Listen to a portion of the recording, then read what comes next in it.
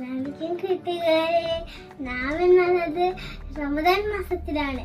റമദാൻ വെറും വിശപ്പിന്റെ മാസമല്ല, റമദാൻ നമ്മുടെ ഹൃദയം ശുദ്ധിയാക്കുന്നതാണ്. റമദാനിൽ നമുക്ക് വിശക്കുമ്പോൾ ഭക്ഷണം കിട്ടാത്ത കുട്ടികളെ ഓർക്കുന്നു.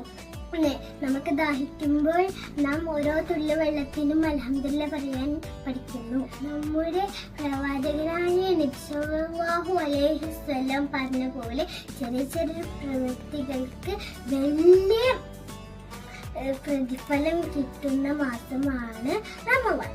കുട്ടികളായ നമുക്ക് ചെറിയ ചെറിയ ദുആകൾ പതിവാക്കാം. പറ്റുന്ന പോലെ നോമ്പെടുക്കാം. വലിയവരോടൊപ്പം 5 നേരം നമസ്കരിക്കാം. മുതിർന്നവരെ സഹായിക്കാം. സഹാബിമാരുടെയും പ്രവാചകന്മാരുടെയും കഥകൾ കേൾക്കാം. അങ്ങനെ നമുക്കും ഈ റമദാൻ ഫലപ്രദമാക്കാം.